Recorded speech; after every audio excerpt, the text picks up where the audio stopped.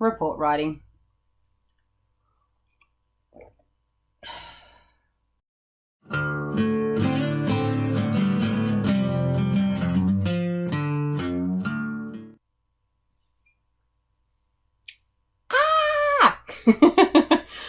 This is my favorite mug. I had to share it today. Hi guys, welcome to Talk and Chalk. I'm Beck and this is the much requested video on report writing. And don't be down about it, be the happy face. This is a great opportunity for us to share the wonderful things that our students do in the classroom. So I've come prepared. I'll put that up there.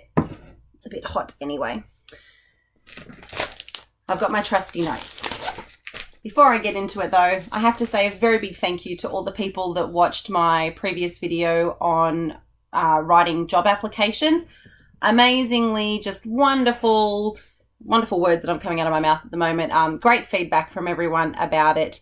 And a lot of people have already said that it's been very useful for them in writing some job applications because there's plenty out there at the moment. So I know a lot of people have asked about interview tips. So that might come later, but there's a massive long list of other things to get through as well. So I know people are definitely diving into reports and need to get them done. So I've printed off a bunch of stuff here and I've written my notes. So you'll have to excuse me if my face is up and down just checking these things, but hopefully you'll get the information.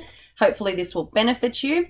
If you're a new teacher, I think this will absolutely be vital for you. If you're an experienced teacher and you have been writing reports for a long time, you've probably got your system down pat, but hey, if you get something out of this, then that's good as well. So if you haven't subscribed, buttons and everything are down below. I will also put all of the links to these things that I'll be sharing with you today in the description below. So if you want to open that up, you'll need to open this up into YouTube. So if you're in Facebook or Twitter, open this up in YouTube, click the little arrow thing, and it'll take you to all the descriptions below. Okay, so report writing. Now we're in semester 2 report writing at the moment. So if you've had your class all year, you've already written some comments on them for semester 1.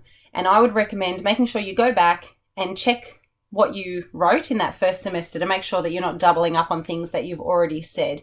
It's also a good way to remind us how far our kids have come. When we're writing these things down, seriously, I don't know why we do it in term 4, because they're getting tired, they're getting over it.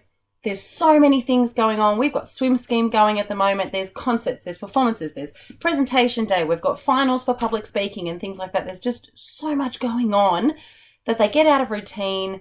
They develop those bad behaviors that we wouldn't normally see in them. And then that's the time we write a report on them, when that's the memory we take home at the end of the day. It's not the best time. So regardless, let's go through some of the things I've got here today. So do you know what? Even if you're not a new teacher, you should be reading these documents. So the first one I want to go to is the Policy Standards for Curriculum Planning and Programming, Assessing and Reporting to Parents K-12. It was updated in 2016. It's an 8-page document. It looks like this. And yes, I'll have it goes to a PDF. I'll give you the link down below. And as you go through, it talks about things like curriculum and allocation of time, years 7 to 10, years 11 to 12, because they differ in terms of assessment and how you've got to report, complying with the Education Act, NESA requirements. And they've got little points down here about the different grades and what you need to do. Sorry, I'm just flipping through quickly. And then we're getting to assessing and reporting to parents. So this is the part that we're talking about at the moment. It says components of the written report. So main points on here that you need to pay attention to is uses plain English. Don't use jargon that we use with each other. The fact that I said NESA, and you probably understood what I was saying, that's jargon that we use. Things like parallel play. A parent is not going to understand what parallel play is unless they've actually studied in the field of child behavior. I'm trying to think of other things that we sort of say to each other. We use it all day long, don't we? Acronyms and technical jargon, educational jargon. So speaking quite plainly about what they can do. So if you're saying things like uses the split strategy, a parent might not know what the split strategy is when we're talking about maths. So you're going to use different language than, what we would necessarily speak with each other when we're talking about those things. It says provide information on a student's learning in each of the KLAs or subjects as described in the points that are here, and compare the student's achievement in each KLA or subject against statewide syllabus standards using a scale. include teacher comments for each KLA or subject, have information about students' attendance, provide information about achievement in relation to school programs, and provide information about social development and commitment to learning. So some of those things we just have tick boxes on our reports. Most reports do. And we always have our general comment to be able to address a lot of those things in there. So even though it says in there, provide a comment on each KLA, that may not mean that your report itself has a whole box for every single KLA. A lot of schools now I know are just doing English and maths and a general, and you're able to address history, geography, science, and all the other ones, in the general comment. Some do it for each one, depends on your school. So you need to, obviously run with what the school's got. And then we've got achievement standards here.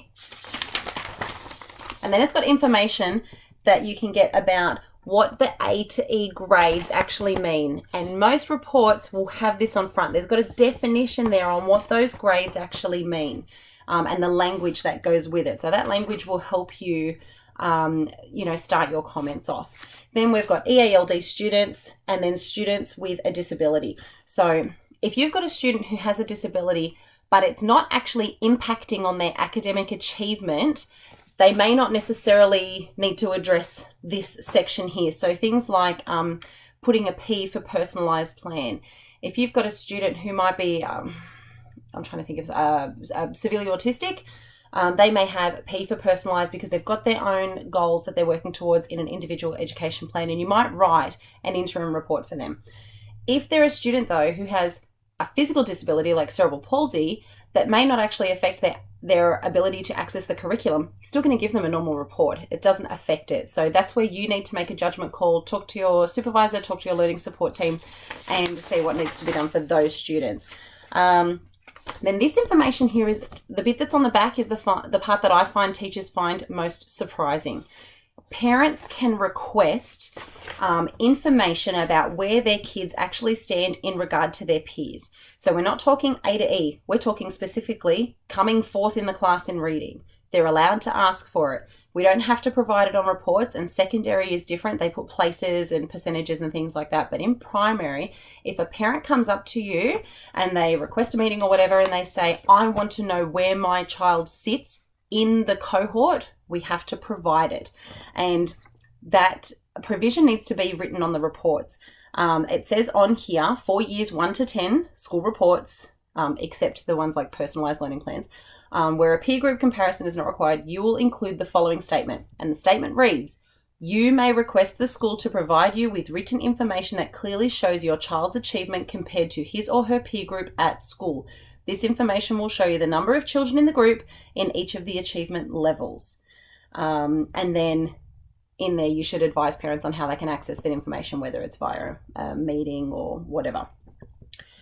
And then they define what peer group means and the requirements that go with different sizes. So if you're in a special needs setting, then you've got a different student-teacher ratio, and that would be different on there.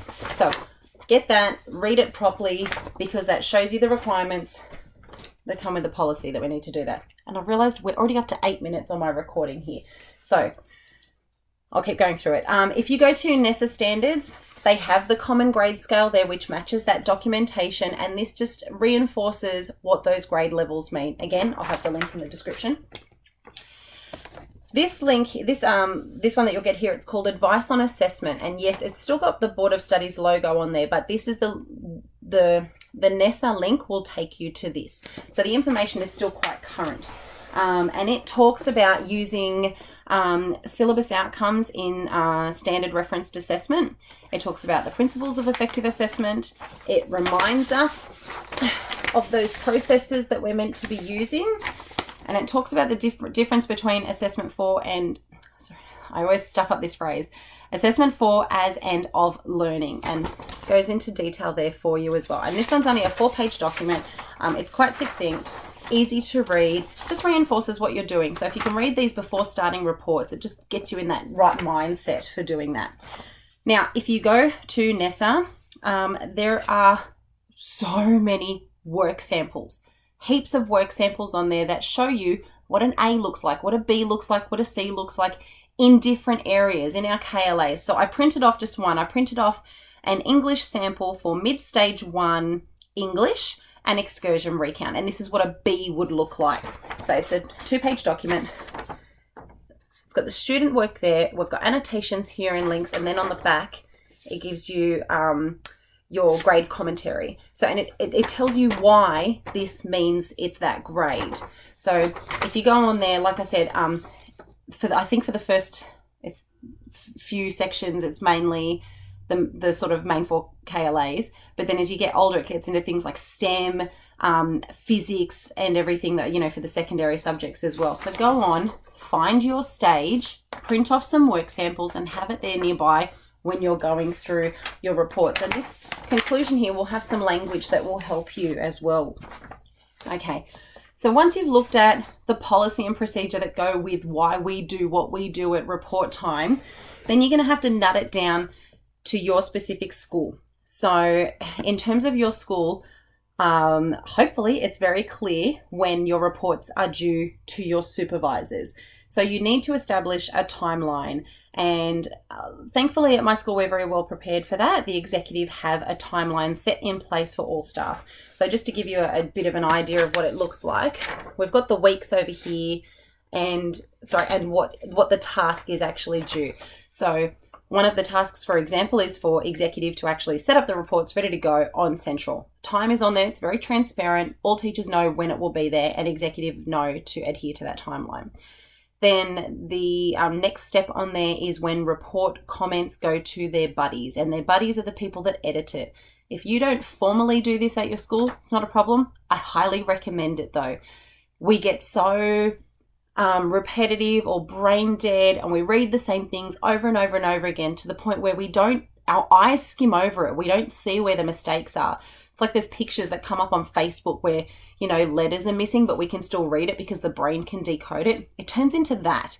So having a buddy who's preferably not on your stage writing similar reports, having someone to read it for you and just edit basic things like you're missing a full stop, you're missing an and, you said his instead of her. Things like that really make the process so much easier. And it reflects better on you if your reports are going to your supervisor looking A+. And then the next step on there is edited reports to supervisors.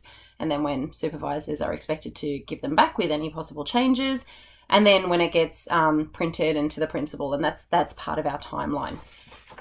What you don't see on here though is my personal timeline. And this is when it comes down to you guys.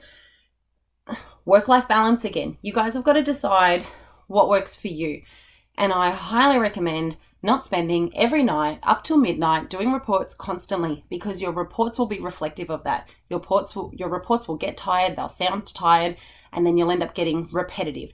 And you're not doing that student any justice if you're not actually concentrating on what we're doing. This is our chance to brag about our kids' achievements. Take it, use it properly. Think of that kid picking up that report and reading those wonderful things that you said about them. Make them sound like you actually put the effort in there. And I know we put lots of effort into everything that we do, but when it gets to reports, they can get tiresome. So take a break.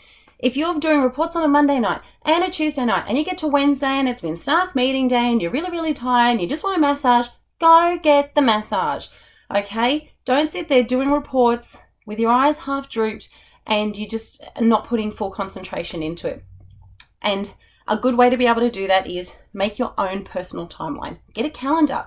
Put when the final date is. Put today's date. Put the final date. And then, you know, map yourself out things that you can do. Because chances are you're going to have a birthday in there somewhere. There's a wedding in there somewhere. There's a dinner out. Or if you're like me, you know, you're going to a 7-year-old's Harry Potter birthday party. Which was fun. Little things like that get in the way. Map it out so you're not falling behind. You're not feeling rushed. And you can actually do those kids justice. Oh, getting myself out of breath now. Okay, next thing I'm going to get onto, excuse me, is what's actually in your report. So, like I said about the A to E's, there's language that goes with it. So if a student is demonstrating high achievement in something, I, as a parent, would be expecting them to be receiving an A. And I, as a supervisor, would expect that when I'm reading someone displays high achievement in something, that there's an A to match that. So when I'm marking a teacher's reports, I don't just look at the comment and make sure it's, grammatically correct and all those sorts of things. I'm actually checking that the content that's in there matches that grade that student was given. So when you're reading it yourself, check the grade that you're giving and make sure that you've given them, and make sure the language matches. Okay. Now, at the school that I'm at, we have report writing guidelines. And if your school doesn't have one, I'm going to assume one of two things. Either they haven't had the need for it because all teachers have been writing reports beautifully, you're all consistent, and you're all great writers. That's great. The other reason I would think that you haven't got it is just because you haven't got it. Sometimes schools don't get around to it. We're very, very busy. And it's a big job to take on and just get some consistency going there. When we wrote these guidelines, we looked at the guidelines from the department, and then we had a staff meeting to get input, and there were a couple of old report writing guidelines floating around, and we had ones from other schools as well. So we laid them out, and we got all staff to walk around and pick out the key things that we thought were important. And then what we did was we compiled it all into one document, and that is the report writing guidelines for our school. It's the expectation K to 6. Every teacher follows it.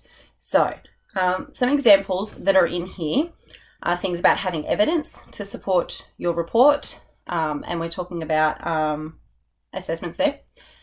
Key aspects that go in there.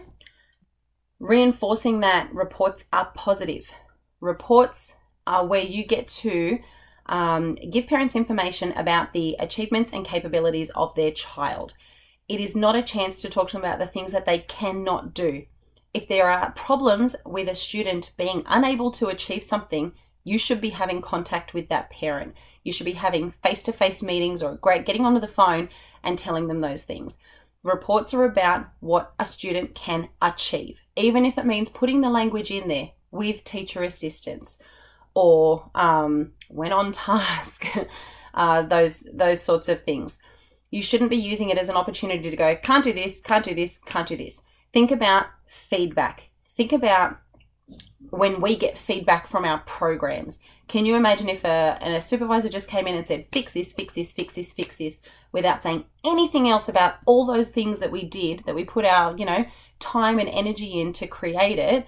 Our kids give us their time and their energy all day, every day. Yes, we know not all are as well behaved as the others, but we all know students can achieve something. And if your report reads nothing but negativity, I want you to think about what that child has achieved in your class.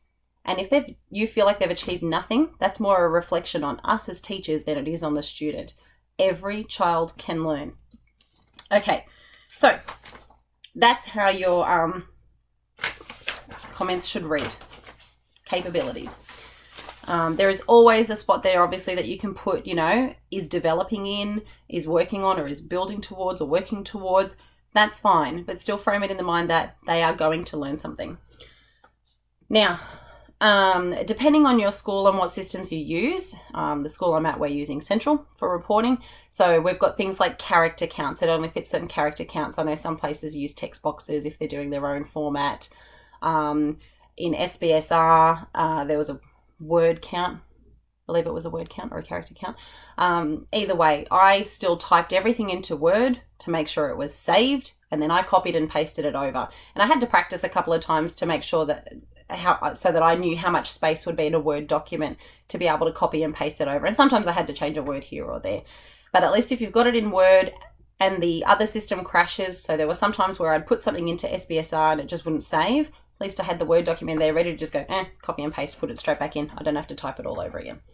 So in our policy as well, we've got punctuation. So where you would use capitals. And this is where some schools differ. So we do any KLA to be capitalized. So, and for using proper nouns for programs. So like reading recovery would be capitalized.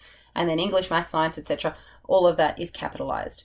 And then we don't use the words literacy and numeracy. And again, that's stemming from the departmental policies as well. Should be English, mathematics. where and where not to use hyphens. So things like cooperate, cooperative, coordinate do not use hyphens. However, words like sounding out, letter sound, well-mannered, two-digit, two-dimensional do. And when you write two-digit, it's the word TWO hyphen digit. And that comes from the syllabus as well, I believe. Where to use commas, where to use numerals, where to use when you would write a capital for term or semester. So if you're saying in semester 1, because you're naming it, it's a capital. However, this term we were learning about, we were learning about frogs this semester. I didn't say semester 1, it's not the title, it's not the name, so it's not a capital. It would be lowercase. When referring to a topic, using the inverted commas and capitalization on that one as well. We've got reminders about spelling in there. So practice and practice. Now, here's my clue for remembering practice, and you'll only get it if you're older. So, I used to watch the TV show A Country Practice, which was about a medical practice. And because it was called A Country Practice, I remember it had a C for country. Country practice, it ends in C. Practice with a C. And I think about that every time when I say it's a doctor's practice, a medical practice, it will always have a C. However, the doctor was practicing how to give a needle is the S because he's practicing. I'm practicing my multiplication tables. It's with an S. So a country practice, C, and then everything else is an S. I may have just confused you, but that's how I remember it. Okay. Where to use nouns and pronouns. So I always start with the name and then the pronoun. So for example, Johnny has responded well to open-ended literacy activities this term. He has shown the ability to blah, blah, blah, blah, blah. And then I go and alternate. So name, pronoun, name, pronoun, name, pronoun, that way. I try and end with the name to just make it feel more personal. Not using however or but, because every time we do that, it just takes away the meaning of the sentence in front of it. Johnny has been doing very well in English, but often turns in work incomplete. Well, what resonates with you at the end of that? The end of the sentence. It just totally counts away the beginning of that sentence. And again, focusing on capabilities. The things like being, leaving work incomplete as a result, put it in the general if you need to mention behavior. It doesn't belong in English when we're talking about English capabilities. Okay. The comment structure. So depending on how much space you've got, maths is always the hard one. We can't cover every strand in maths. So what we usually do as a staff is we decide what we will comment on in semester 1, and then we comment on the other stuff in semester 2 because there just isn't enough space in it. So you might, do time, maths, length, whatever in semester 1, and then in semester 2 you'll pick other things to comment on. Try not to double up, especially with maths, because it's hard to cover everything in that area, in that space. Okay, I'm just going to go back to my original notes and make sure I haven't missed anything. Okay, so places that you can find language to use in your comments. So obviously we've got the syllabus, we've got the literacy and numeracy continuums, and we've got early action for success targets. If you're an early action for success school, you can use that. And think of the language that you use when you're having talks with your instructional leaders as well. Those kinds of things can help you figure out how to word your comments. So you don't want to pull language directly from the syllabus or the continuum. You don't just want to copy and paste. That's not how it works, especially if parents aren't going to understand that. So have a look at, maybe a cluster that they're working in, markers that they're working at, and use that to guide what your sentence might be, and have a think about it. Picture that student doing it. Make notes when you're sitting in groups with those kids about how they're doing things so that you can use that when you get back to your reports. I'm just going through, I've covered all of those things, I think. The one thing that I would recommend that you absolutely do, especially if you're new to writing reports, or do you know what, if you've got a new supervisor that you haven't worked with before and you found that sometimes there's discrepancies between the expectations of supervisors at a school, And that's part of the reason we have the guidelines on there, because it shouldn't matter who I supervise. I'm just trying to find it now, wherever I put it. The guidelines here. Shouldn't matter who I supervise. They should know it's the same expectations across the school. That it's not one supervisor likes, lowercase for, the subject names. It's the same for all of us. Any of us could pick up reports and use that as a criteria to edit your reports.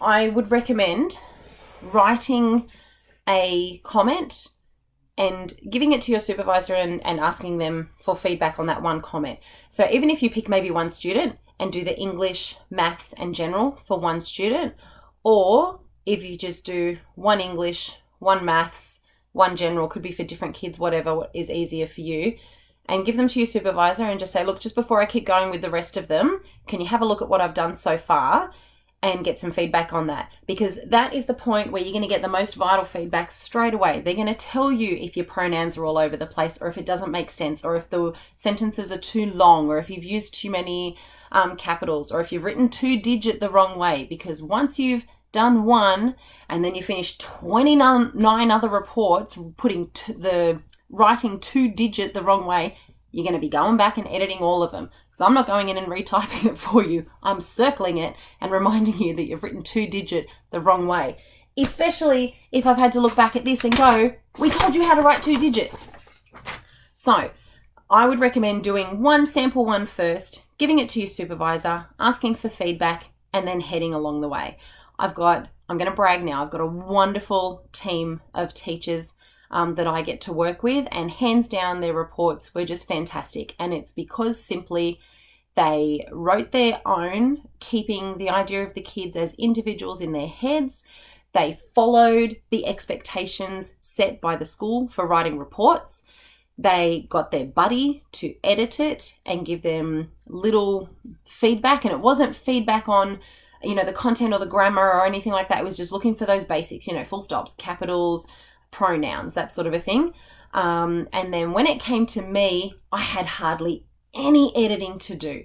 So instead of me focusing on editing, I could focus on content, and I could really see what the kids had achieved. I got to sit back and hear about, little Sarah in the other class that I don't get to see as often because she's not right next door to me, but, I still supervise their teachers.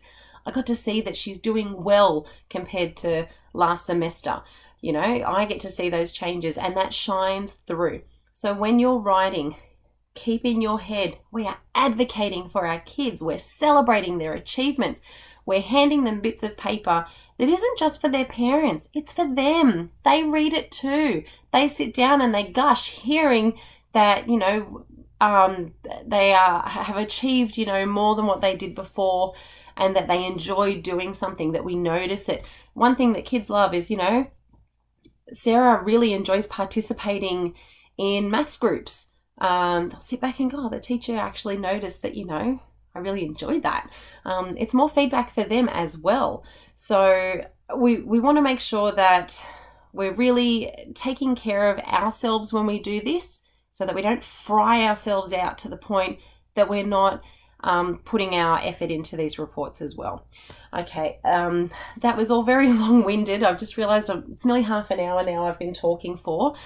I hope this has covered things that would be helpful to you guys, whether you're early career or experienced, whether you're primary or secondary.